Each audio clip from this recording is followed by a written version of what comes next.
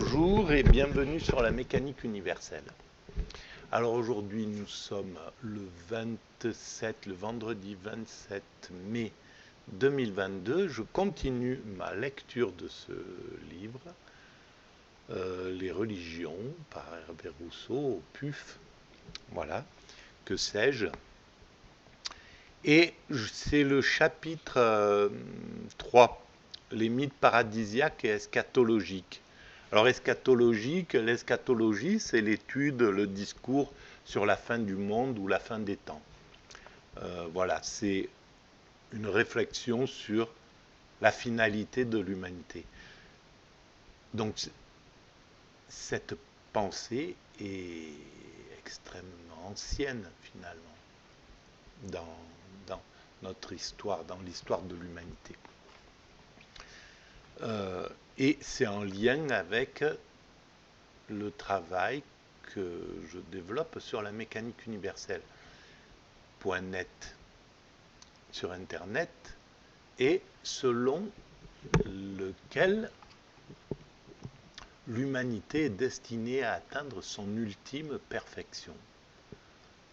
Cette perfection, c'est la paix universelle. Alors, je sais bien que quand on est en train de flirter avec une guerre atomique, c'est un petit peu difficile d'adhérer pleinement à cette idée-là. Et le monde, depuis très longtemps, et tout le temps, je pense, le monde ne donne pas des marques claires de cette évolution vers la perfection paisible, vers la paix universelle, vers l'amour universel, vers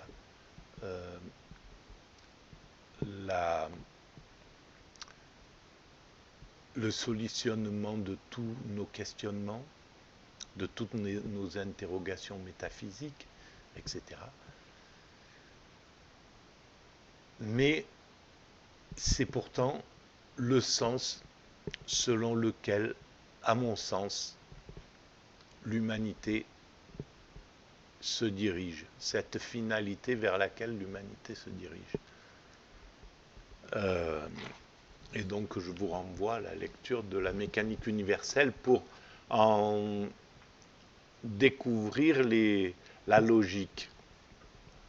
Alors, le chapitre 3, c'est les mythes paradisiaques et eschatologiques. Donc, et c'est essentiellement proposé par les trois grandes religions, le judaïsme, le christianisme, l'islam. Et on a vu dans les vidéos précédentes qu'en fait, cette vision des temps mythiques, d'un paradis originel et d'un paradis final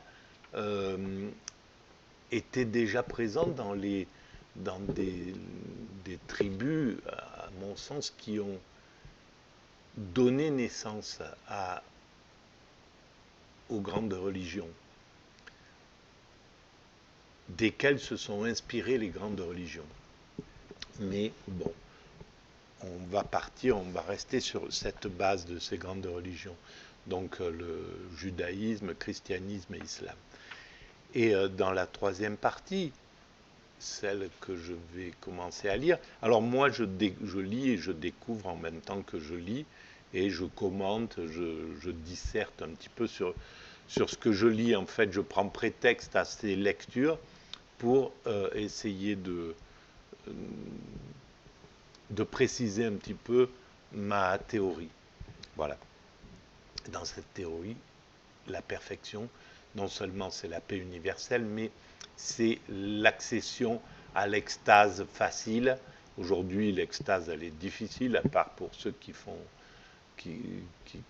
tombent dans l'extase de façon accidentelle, comme ça a été mon cas d'ailleurs. J'ai fait cette expérience-là au tout début de la mécanique universelle, il y a 20 ans, donc, à peu près.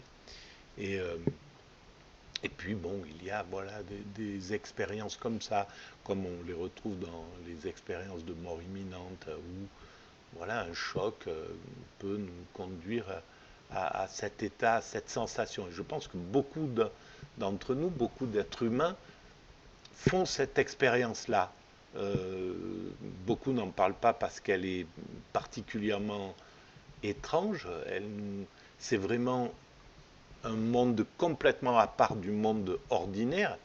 C'est une sensation complètement à part de la sensation ordinaire quand nous sommes en vie et que nous sommes au contact de notre ego, de de nos pulsions, voilà, de ce que nous sommes là, ce que je suis aujourd'hui, par exemple, voilà, dans un état normal entre guillemets, parce que clairement, c'est l'état anormal pour les spirituels d'ailleurs. Ils ont bien compris ça, que nous sommes dans l'illusion quand nous sommes dans cet état ordinaire et normal. C'est un état d'illusion. Et quand on vieillit, quand on fait le bilan des choses essentielles de l'existence, etc., du temps qu'on perd dans l'inessentiel, dans justement ce, ce que nous ce que nous contraint à vivre cet état superficiel, cet état voilà, de vie dite ordinaire, on n'est pas au contact réel de l'existence. C'est dans l'état de contemplation qu'on peut se sentir vraiment vivant, dans un état de sensation de plénitude, où le cerveau est vide, ne se projette pas dans le futur, n'est pas en attente de qu'est-ce qui va se passer, il faut que je fasse ci, que je fasse ça, ou qu'il n'est pas encombré par le passé, ni par le futur, et qu'il est dans cet immédiat, etc. Et cet immédiat, cet état d'immédiat, c'est l'état d'extase. Et donc, seul l'état d'extase, selon moi, nous permet d'être absolument vivant, d'être absolument là, d'être dans. C'est le seul état réel pour l'être humain. Alors, c'est pas pour rien que c'est difficile pour l'être humain que nous sommes, nous, les constructeurs d'humanité, parce qu'on construit cette perfection. Et on n'est pas en train de vivre dans un état, dans une humanité qui a déjà atteint sa perfection. Nous construisons cette perfection. C'est pourquoi, sur la mécanique universelle, je dis nous étions des primates naturels, quand nous étions au même niveau que nos cousins singes actuels, et juste avant que nous séparions et nous distinguions euh, de, par une espèce, en devenant une espèce bien particulière. Donc nous étions des primates naturels à ce moment-là.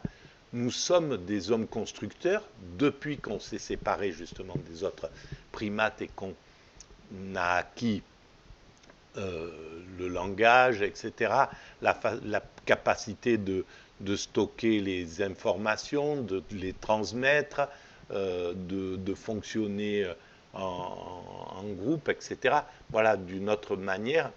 Et donc nous sommes les hommes constructeurs. Et depuis cette période-là, où nous sommes descendus de l'arbre jusqu'à aujourd'hui, nous construisons l'humanité. Nous sommes les constructeurs de cette perfection.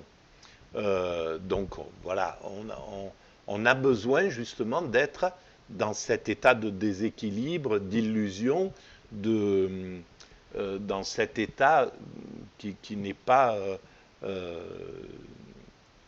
cet état d'extase, parce que dans l'extase, on ne peut pas construire. C'est l'état final de l'humanité, c'est l'état sublime de l'humanité. C'est ce que nous construisons pour nos frères humains qui, après nous, viendront, comme l'a très bien dit François Billion, ce gangster. Voilà. Donc, on construit cet état de perfection. Et donc, nous sommes des altruistes sans le savoir. Voilà. c'est ce que je démontre aussi sur la mécanique universelle. C'est-à-dire que nous vouons entièrement notre existence à cette humanité. Tout ce que nous faisons de notre naissance à notre mort est destiné à l'humanité. Même si on a l'impression qu'on travaille pour notre clan, pour notre famille, pour nous-mêmes, pour nos amis, pour, je ne sais pas moi, pour notre communauté, etc., en réalité, toutes ces appartenances secondaires, toutes ces petites appartenances, vont dans un tronc commun qui est l'humanité, qui est notre espèce et l'humanité. Et donc, nous sommes en train de construire l'écrin dans lequel viendra se reposer, se poser l'humain futur, l'humain accompli, voilà, qui profitera, lui, de cet état d'extase. Voilà. Alors, on pourrait être envieux de ça, non, parce que on bénéficie de tous les avantages d'être à l'époque des hommes constructeurs. Voilà. Et à chaque moment, on peut se sentir privilégié d'appartenir à l'époque dans laquelle on est. Voilà, aujourd'hui, on peut se dire, ben, c'est quand même plus avantageux d'être maintenant, voilà, pour quelqu'un comme moi, par exemple, que de vivre au XVe siècle, ou sorti du bas prolétariat, j'aurais eu aucune opportunité pour penser la mécanique universelle, pour écrire, pour m'intéresser à la philosophie, etc. Voilà, c'était exceptionnel ce genre de choses pour certains, de sortir de leurs conditions. Sans compter la violence, le fait que voilà, ça fait déjà 30 ans que je serai mort très certainement, parce que l'espérance de vie était infime. Voilà, mais même ces hommes du XVIIe siècle devaient se sentir privilégiés d'être au XVIIe siècle, comme les Romains devaient se sentir privilégiés, puis les Grecs privilégiés aussi d'être à leur époque. Donc au fond, on est toujours bien. Voilà, on n'a pas à envier. Et d'ailleurs, l'envie, la jalousie, c'est peut-être le problème majeur de l'humanité. Il faudra le regarder bien en face, cette chose-là. Et c'est une pathologie mentale. Et cette pathologie mentale devra être soignée. Elle sera soignée comme tout le reste. Et on atteindra la zénitude mentale, la libération mentale. L'humanité viendra à bout de toutes ces pathologies qui sont normales, qui sont logiques, hein, qui sont le résultat de la transformation d'un primate naturel en un humain social, un humain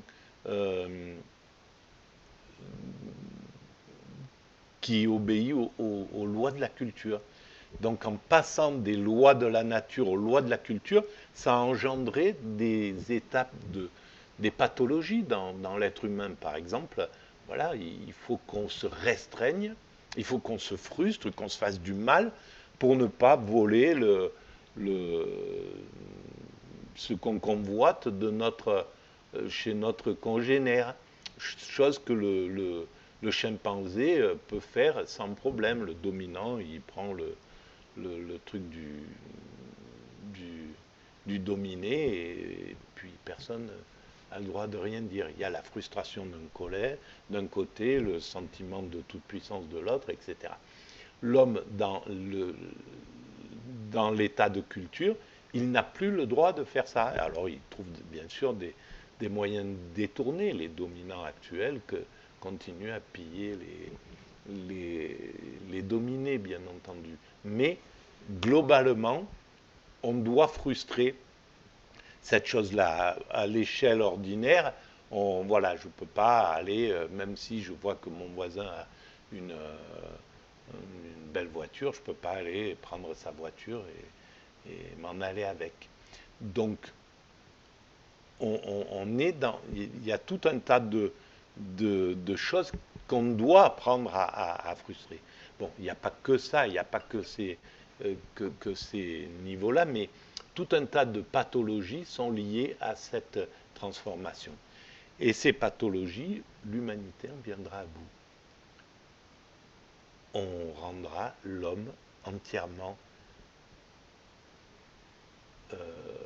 sain de corps et d'esprit. C'est le futur, ça prendra du temps, peut-être des siècles encore, mais l'humanité parviendra à ça. Voilà, par exemple, la psychologie, le soin psychologique est à son début, il est dans son adolescence. Ça fait 100 ans qu'on réfléchit un petit peu là-dessus, et ça fait peut-être 50 ans qu'on pratique vraiment, et peut-être 40 ans qu'on commence vraiment à pratiquer de manière systématique dans les écoles, etc., et pas partout sur la planète. Donc, c'est quelque chose qui prend du temps, mais il y a l'accélération du temps, etc., etc. Donc, notre finalité, elle est dans ce sens. Alors ça, c'est une chose. Et donc, voilà pour expliquer la finalité. Alors, je reprends là où c'était, là où j'avais arrêté la lecture. Donc, on avait vu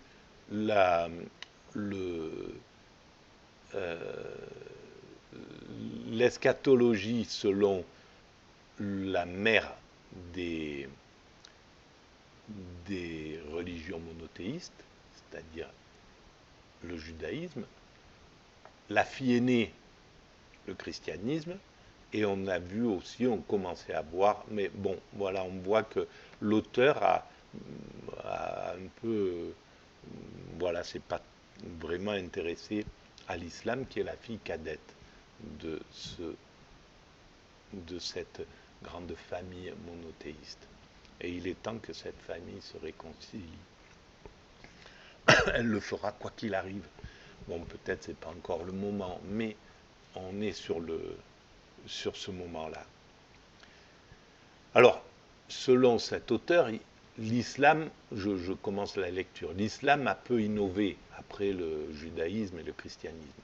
Mahomet annonçait aussi l'imminence de l'anéantissement, de la résurrection et du jugement. Voilà, ben, il n'y avait pas à innover puisque la mère avait déjà posé les bases. Et alors oui, les deux filles ont apporté des choses importantes et fondamentales.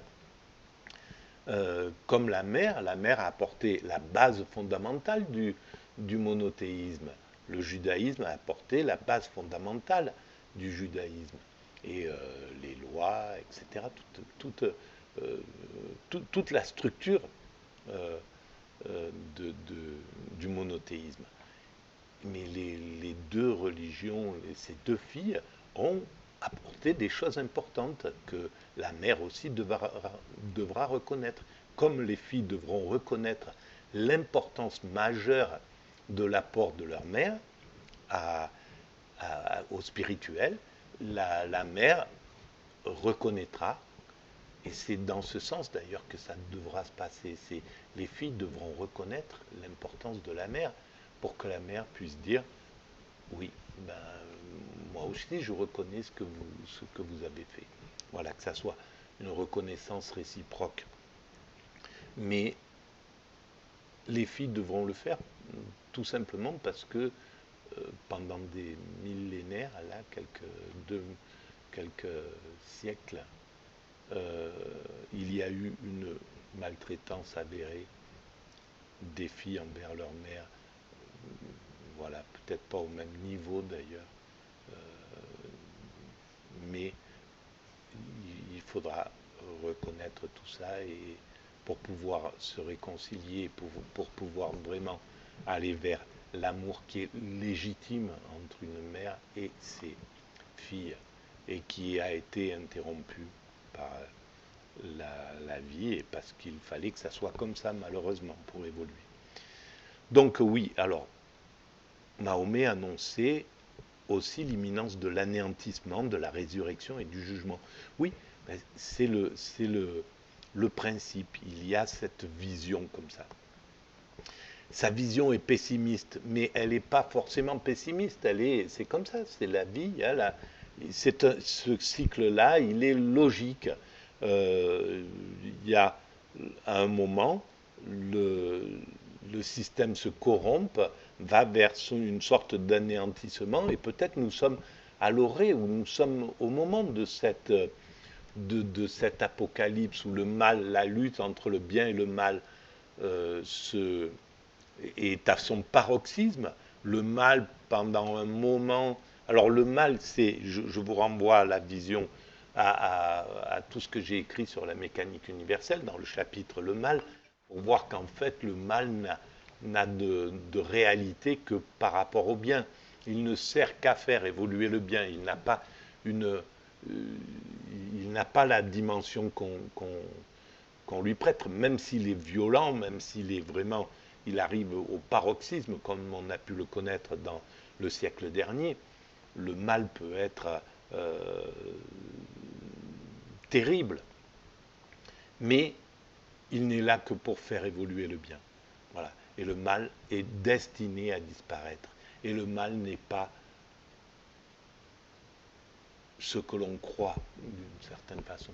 Donc, ceux qui agissent, ceux qui travaillent l'humanité, dans l'humanité à partir du mal, ont leur vocation malheureusement, comme ceux qui agissent dans l'humanité en utilisant le bien. Alors bien sûr, on doit valoriser ceux qui agissent à travers le bien et dévaloriser ceux qui agissent à travers le mal. Mais c'est le mal qu'on doit combattre. L'homme, il est victime d'agir mal. Voilà, peu importe tout ce qu'on met derrière le mal, mais on sait globalement ce que c'est que le mal dans l'humanité. Un mauvais comportement, se comporter mal, on sait ce que c'est. Voilà. Et l'ensemble, c'est quelque chose d'universel. L'ensemble de l'humanité sait qu'on ne doit pas voler son congénère, on ne doit pas maltraiter son congénère, on ne doit pas maltraiter quelqu'un de faible, on ne doit pas, etc. Il y a beaucoup de choses comme ça qui sont des bases universelles. Donc ce mal-là, on sait ce que c'est. Mais celui qui est victime d'agir comme ça doit avoir a droit au même respect d'une certaine façon, s'il est condamné, bien sûr, pour ses actes. À partir du moment où il est condamné pour ses actes, et donc il a rempli sa mission pour l'humanité, il a mal agi, mais il a obligé l'humanité à poser des nouvelles lois pour éviter ces malversations ou quoi que ce soit. C'est lui, c'est un des grands acteurs. Le malfaiteur est un des grands acteurs de l'évolution du droit, comme le juge, comme le gendarme, comme le législateur, comme etc. Voilà, tout cet ensemble travaille à faire évoluer le droit. Et donc, sans le malfaiteur, sans le transgressant, le droit n'évoluerait pas. Donc il faut qu'il y ait le transgressant est nécessaire tant que le droit n'a pas atteint sa perfection. Voilà, c'est ça qui est vraiment important. Mais je vous renvoie à la lecture du chapitre sur le mal, enfin qui est assez vaste. Donc sa vision est pessimiste. La décadence est proche. Vers la fin des temps, les hommes tomberont dans une impiété noire. Peut-être que nous sommes déjà à l'orée de cette impiété noire. Je ne sais pas, ou peut-être nous sommes à la fin de ce moment d'impiété noire. En tout cas, cette impiété noire, je pense qu'elle est à l'origine de ce qui se passe. Elle est à l'origine de tous les maux, de tout le mal que le néolibéralisme engendre depuis 40 ans. Cette impiété noire, elle est à l'origine de 39-45, de la montée même des années 30, de la montée des extrêmes et des fascismes, etc., dans l'humanité. Elle est à l'origine de ceux qui ont poussé les hommes, les jeunes hommes de 14-18 à s'entretuer par millions dans des tranchées sordides, et voilà. Donc, l'impiété est à l'origine des maux du mal. Mais l'impiété au sens sublime du terme, c'est-à-dire la vraie piété, celle qui sait que l'amour du prochain est fondamental, que voilà, celui qui se détourne du mal en réalité. C'est ça l'impiété en fait. Et là nous sommes dans un état d'impiété. Le néolibéralisme est dans l'impiété. Et c'est parce qu'il est dans l'impiété qu'il peut maltraiter ses congénères, qu'il peut les maltraiter par la violence. Toutes les guerres qui ont été déclenchées depuis 40 ans, c'est hallucinant. Ça peut être l'impiété, ça peut être la maltraitance de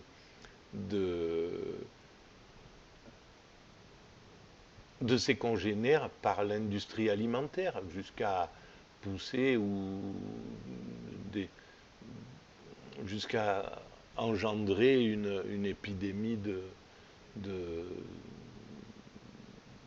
d'obésité. L'impiété, c'est ce qui fait que l'être humain, il peut maltraiter les animaux qu'il utilise pour son alimentation et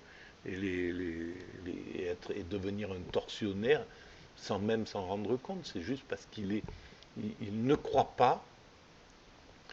En fait, l'impiété, c'est celui qui ne croit pas en une puissance créatrice. Il ne croit pas que l'humanité a un sens, que l'univers a un sens, que la création a un sens. Donc, il est dans l'insensé. L'impiété, c'est l'insensé, en fait.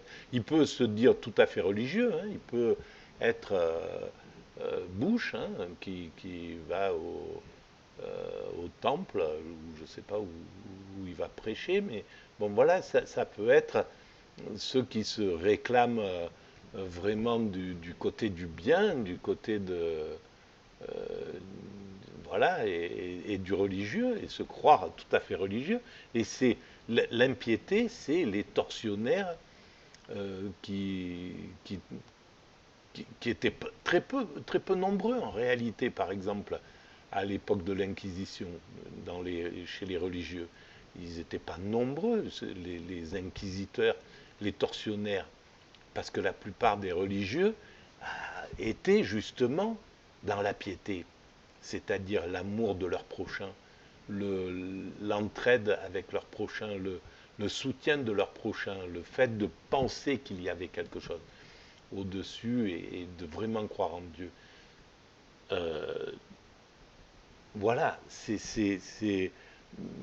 donc on ne parle pas de l'impiété comme pourraient parler les fanatiques religieux qui utilisent la, la, la guerre, la violence, la torture, voilà, hein, qui soit des deux bords, hein, dans les deux sens, hein, Daesh ou les faucons américains, c'est la même chose quasiment dans cette horreur qui pousse à ça.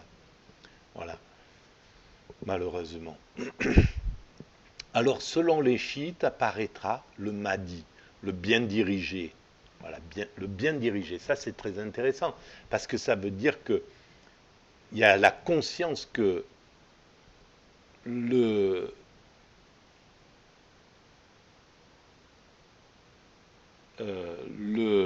Messie, le Machia, le Messie, celui qui doit arriver, qui est arrivé, qui peut-être viendra, peu importe comment on voit les choses, il est dirigé en comme nous tous. Hein. Mais en fait, c'est Dieu qui dirige, c'est le divin qui dirige cette chose. Et j'essaye de le démontrer sur la mécanique universelle dans le chapitre qui concerne le, la destinée ou le hasard.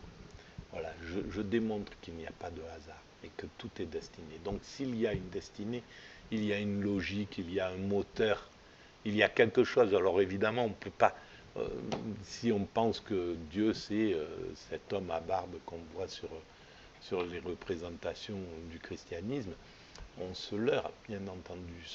Cette puissance divine, elle est pour l'instant impensable.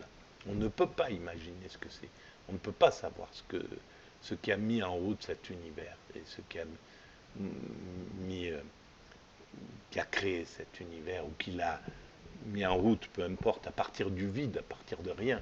C'est absolument incroyable, cette puissance. Mais on ne peut même pas s'imaginer ce que c'est. C'est ça qui est vraiment incroyable. Et donc, c'est tellement vertigineux que l'homme, dans des moments comme le nôtre, est obligé de s'émanciper de la pensée du divin, de ce qu'il peut y avoir après, de toutes ces questions qui sont insolubles et qu'on ne peut pas même se figurer. Et donc l'humanité, là, parce qu'elle ne peut plus se figurer, au Moyen-Âge, ils pouvaient se figurer Dieu. Ils avaient une figure qui était possible d'être prise. Maintenant, on ne peut plus se figurer ce que c'est. Donc, on tient à distance. C'est donc cette période de nihiliste, en somme, elle est vitale, elle est fondamentale pour l'humanité. Elle a son sens, elle a son rôle, comme tout le reste. Tout a son rôle dans l'humanité. Il n'y a pas d'erreur. Tout ce qui se fait dans l'humanité, après, on peut contester une fois que c'est réalisé et dire on aurait pu faire autrement, on aurait dû faire autrement. Mais en réalité, ce qui devait se réaliser ainsi. Même le pire, puisque le pire amène finalement au meilleur, engendre toujours du meilleur. Voilà des nouvelles choses. De Dieu, donc le bien-aimé de Dieu, qui lui ramènera les hommes, mais le Dajjal, le menteur, séducteur, équivalent de l'Antéchrist, se réveillera et ce sera le retour de Jésus, qui est l'Esprit d'Allah, Ruh Allah, qui vaincra l'adversaire et rétablira la justice. Voilà. Donc, tout est dit et je pense exactement cela. Je pense que les intuitions religieuses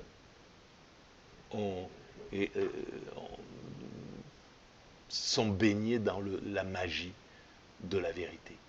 Voilà. Donc, c'est expliqué comme ça, c'est des métaphores bien souvent, etc. Mais quelque chose les pousse à ce que ce soit la vérité. Et d'ailleurs, tiens, je viens de penser à quelque chose pour démontrer ça. L'intuition religieuse, voilà.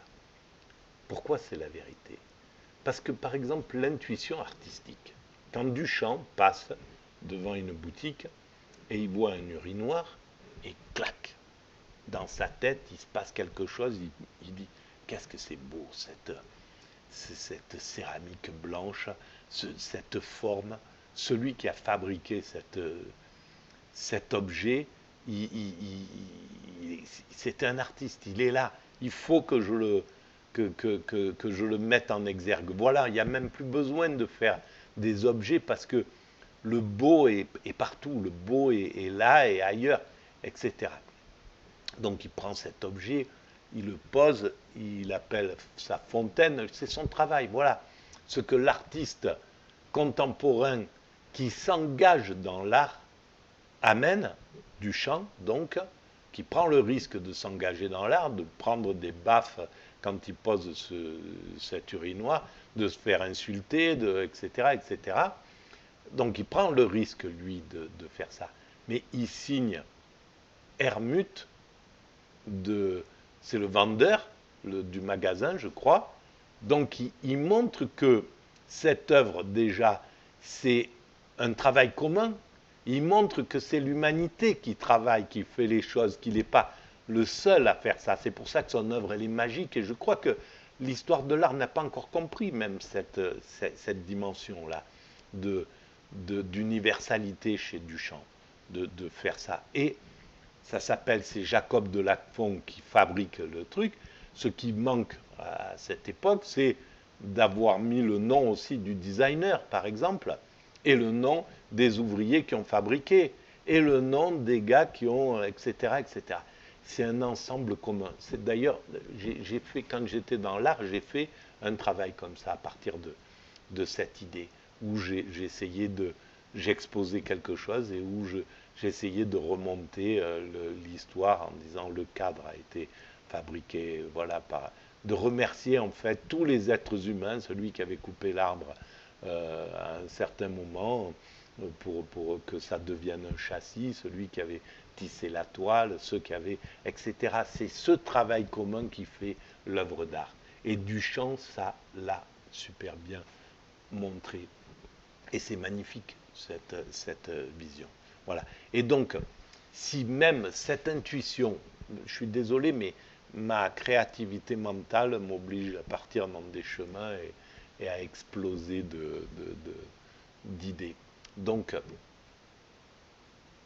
l'intuition religieuse conduit à ça, mais c'est une intuition de Duchamp qui va lui dire, tiens, il passe dans la rue, il voit ce truc et ça devient une icône de l'art à partir duquel un travail considérable va se faire. L'humanité travaille encore sur ce travail de Duchamp. La quantité de travail qui a été faite derrière cette urinoir, elle est gigantesque et ça part que d'une intuition. Donc l'intuition religieuse, qui a l'air de rien comme ça, l'humanité va vers son paradis, on va vers le paradis. Qui c'est qui a eu ça? Moïse, peut-être avant, etc., etc. Bon. Elle est divine, cette idée. Mais elle est divine chez Duchamp aussi, puisqu'elle permet 1 siècle, 2 siècles, 3 siècles, 4 siècles de travail. Et dans le sens de la religion et des monothéismes, elle permet, après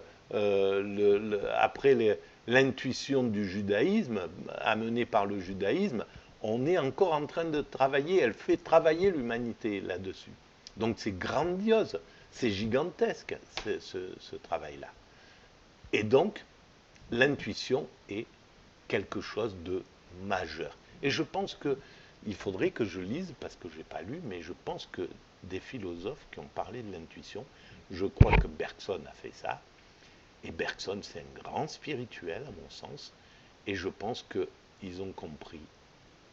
D'ailleurs, tous les grands philosophes sont des bestes. Il n'y a pas, c'est chaud, c'est chaud leur travail créatif, leur pensée. C'est balèze.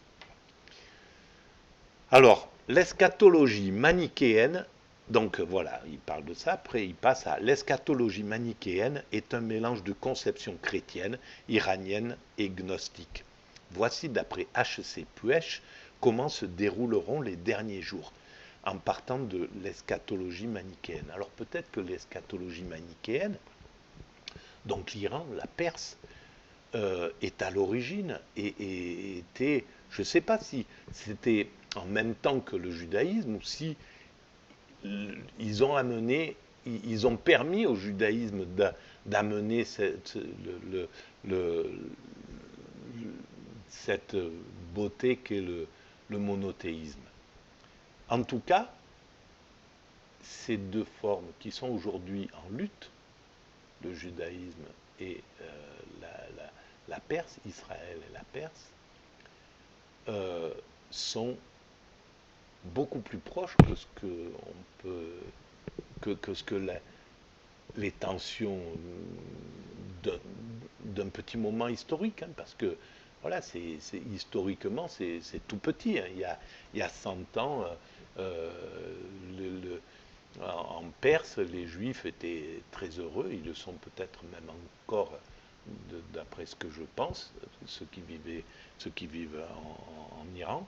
Et, euh, et donc il y avait un échange extraordinaire de ces deux euh, formes de spiritualité. Et donc, euh, voilà, maintenant on est dans une période différente, mais on sortira de cette période différente.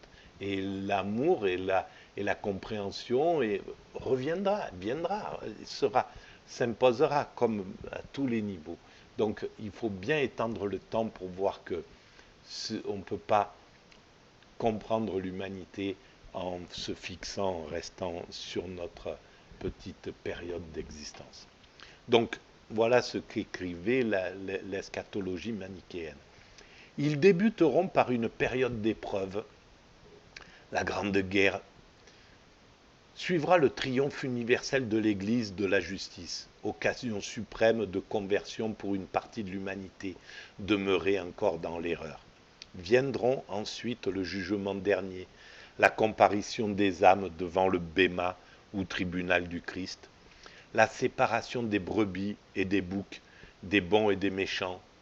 Après un court règne de Jésus, le Christ et les élus, puis les divinités protectrices du cosmos abandonneront le monde. Le globe terrestre s'écroulant sur lui-même s'embrasera pendant 1468 ans dans un dernier acte de purification et sera anéanti. Les parcelles de lumière qui pourront encore être sauvées seront rassemblées sous les espèces d'une statue qui remontera au ciel, tandis que les damnés et les démons, la matière avec sa concupiscence et ses sexes séparés, seront emprisonnés dans une sorte de masse ou de boule, le bolos, et enfouis au fond d'une fosse que recouvrira une énorme pierre.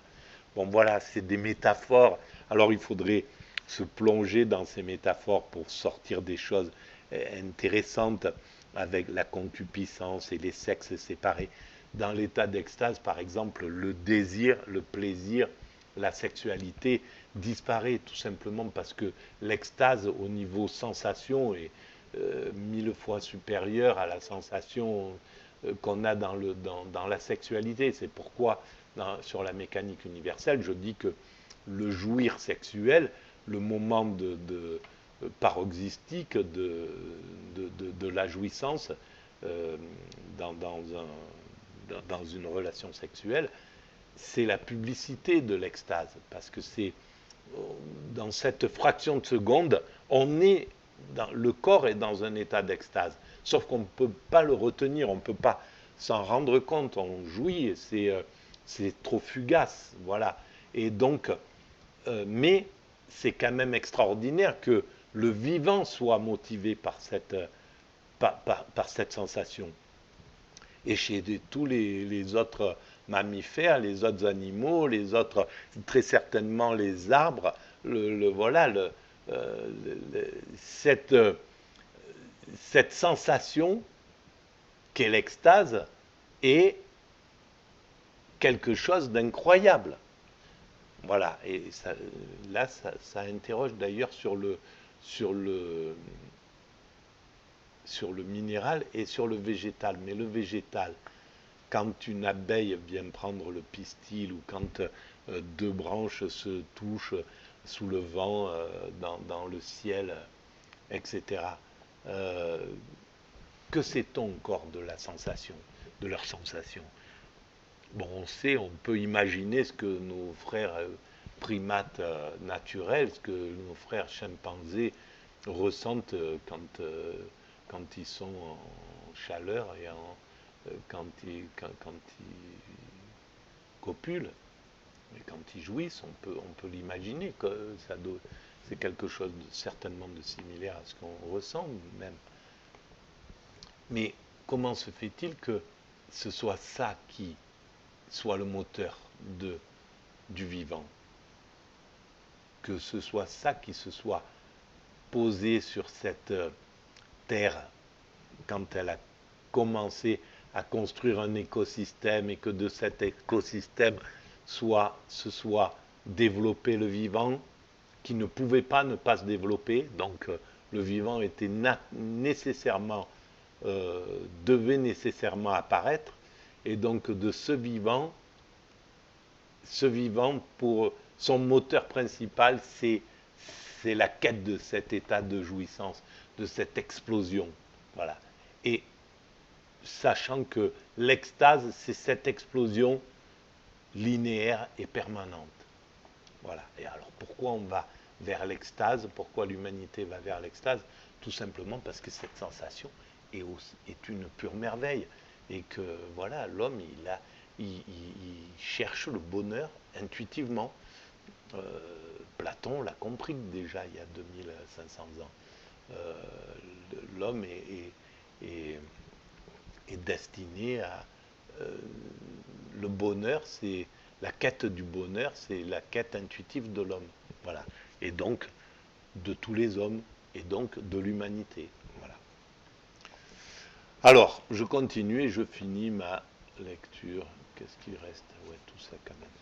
Ainsi, au troisième temps, les deux substances du bien et du mal se trouveront définitivement distinctes et indépendantes, comme elles étaient à l'origine avant la création. Voilà, pour le manichéisme, c'est ça. On voit que toutes les religions, admettant une finitude du temps, développent des conceptions eschatologiques complémentaires des mythes d'origine. Donc, on voit que toutes les religions admettant une finitude du temps développent des conceptions eschatologiques complémentaires des mythes d'origine. Leur caractéristique est d'affirmer un salut collectif de l'humanité à la suite d'événements de type catastrophique. Ben ouais, ben pourquoi pas? Tout montre que nous ne sommes pas loin de cet état-là, hein, de catastrophe. On est dans un moment peut-être de perdition. Qu'est-ce que c'est qu'un état catastrophique? Bien entendu, si on se fixe sur la catastrophe que nous décrivent l'Apocalypse, évidemment, s'il faut attendre des chariots de feu, je ne sais pas, tout ce qui est dit de façon métaphorique, alors oui, on peut prendre les choses un peu à la légère. Mais si les catastrophes, c'est eh ben, le changement climatique, les guerres qui sont là, la perte de sens, le néolibéralisme qui détruit complètement tout ce qui touche, la violence, l'orgueil de l'Occident qui va aller jusqu'à exploser comme la grenouille qui veut devenir un bœuf. Voilà, je sais pas moi, ben, peut-être c'est ça l'apocalypse, peut-être nous sommes dans l'apocalypse. Alors oui, ça ressemble pas à des cavaliers etc., etc. Mais il faut resituer les choses. Une lutte générale où un jugement opère une sélection entre les élus et les damnés.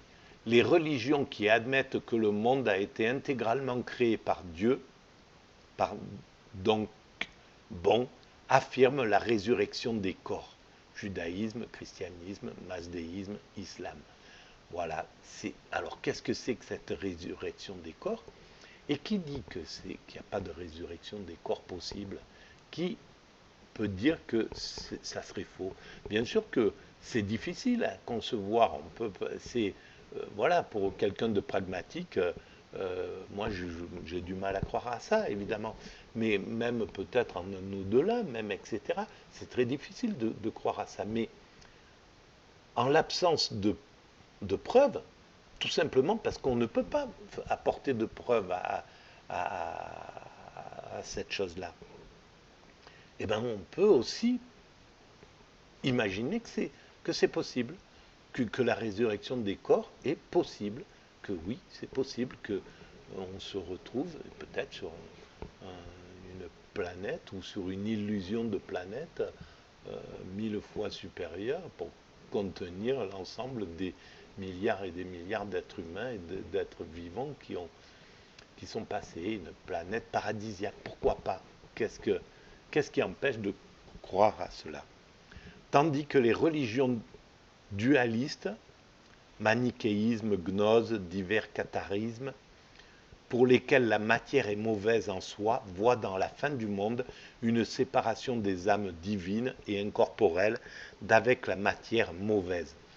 Mais les deux se rejoignent, c'est très proche, et d'ailleurs c'est très proche des visions des religions asiatiques que nous allons voir dans la suite. Le salut à travers la délivrance du temps.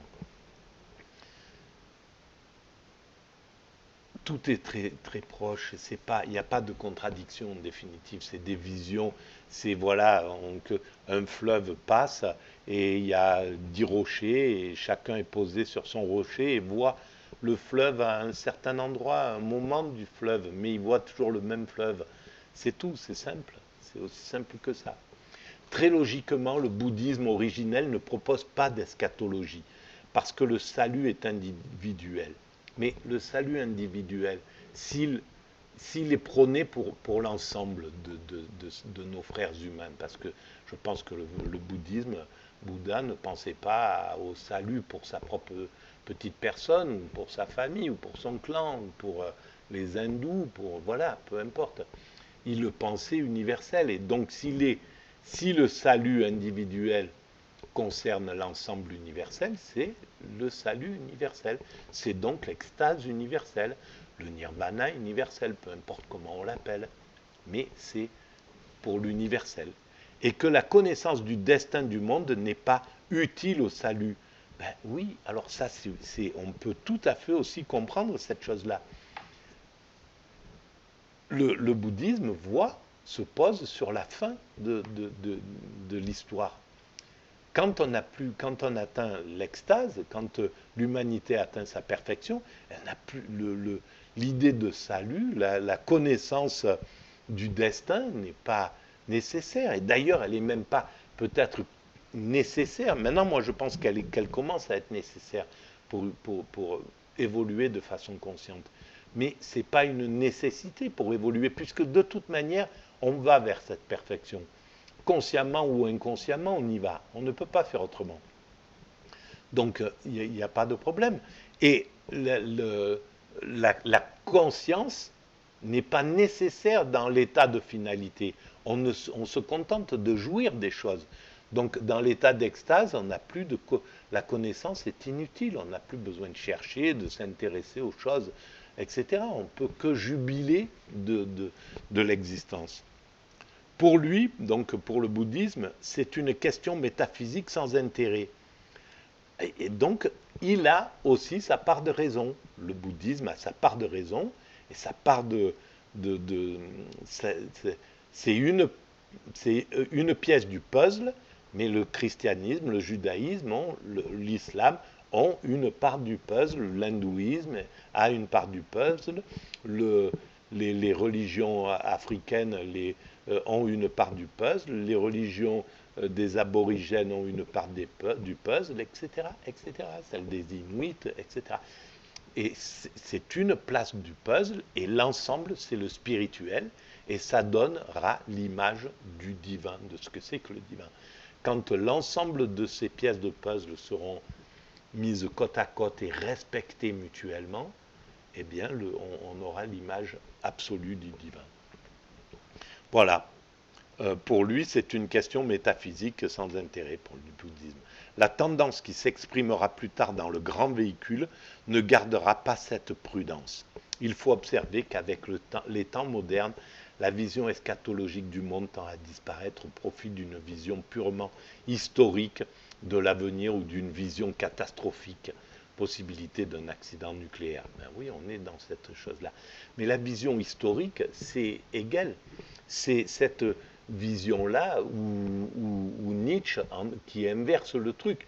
Nietzsche voit qu'on va vers cette perfection-là et il dit non, il ne faut pas y aller, c'est trop extatique, on ne peut pas, voilà. Alors, parce qu'il voit cette finalité à partir de lui-même, sans penser que l'homme va évoluer, que l'humanité va évoluer et qu'elle sera apte à pouvoir vivre ça. Elle n'aura plus besoin de ses pulsions, etc. Chose qu'à l'époque de Nietzsche ou à notre époque, On ne peut pas imaginer cet état d'extase globale de l'humanité en paix, où il n'y a plus de guerre, un monde de bisounours. C'est insupportable pour notre mentalité actuelle. Mais on oublie de penser que dans 300, 400, 500 ans, l'humanité, l'esprit humain se sera libéré de tout ça et sera apte, parce qu'il est toujours, l'esprit est toujours apte à vivre ce qu'il doit vivre. Nous, on peut vivre, par exemple, dans ce monde avec des avions, des voitures qui passent de tous les côtés, etc. Si on met un grec de l'époque de Platon, on le fait traverser Paris, c'est impossible. Voilà, il est confronté, ou si on le fait vivre dans un appartement où il faut allumer le gaz, le truc, faire cuire à travers. Bon, voilà, ça serait une difficulté extraordinaire parce qu'il n'était pas, parce qu'entre lui et nous, il y a eu tout un tas d'évolutions. Et entre nous et ceux qui vivront l'extase, il y a tout un tas d'évolutions qui viendront. On trouve une tentative pour renouveler le problème dans la synthèse plus poétique que philosophique opérée par le professeur, par le père Teilhard de Chardin. Et ça, voilà, c'est une vision, le père Teilhard aussi de Chardin, et une vision importante que l'humanité reprendra bientôt aussi. La conscience eschatologique reste cependant vivante, soit dans des sectes parachrétiennes, dans des mouvements millénaristes, soit dans les messianismes qui apparaissent chez certains peuples sous-développés, et chez le sous-développé Jean-Marc Tonizzo qui reprend ce thème-là. Voilà. Bon, ça c'est, voilà, il faut lire, même c'est extraordinaire ce qu'a écrit Hervé Rousseau, et je le remercie. Voilà, je remercie ces vulgarisateurs des religions qui permettent à des gens comme moi, qui sont des simples d'esprit, des incultes, de pouvoir comprendre des choses sans être obligé de lire, par exemple, voilà, la Torah, le Coran, le livre, la Bhagavad Gita, etc., etc., sans être obligé de lire des choses qui sont trop compliquées pour mon esprit à moi. C'est trop compliqué, c'est trop complexe. C'est pas trop complexe, c'est trop fastidieux là, mais par exemple certains, voilà, les vulgarisateurs, ceux qui ont mis à la portée des gens comme moi, Hegel, Spinoza, etc., etc., ils sont extraordinaires. Voilà, ils sont sous-estimés, hein. Voilà, ces philosophes. Voilà, c'est la fin de cette, elle sera très longue, hein. Ce qui arrive, si vous arrivez au bout là, envoyez-moi un petit message, si vous entendez ce message-là. Envoyez-moi un petit message. J'aimerais bien savoir combien arrive au bout de cette vidéo, combien arrive au bout de mes vidéos. Mais là, envoyez-moi un message. Je trouverai un moyen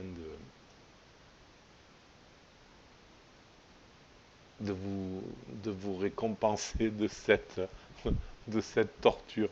Voilà, allez, à bientôt.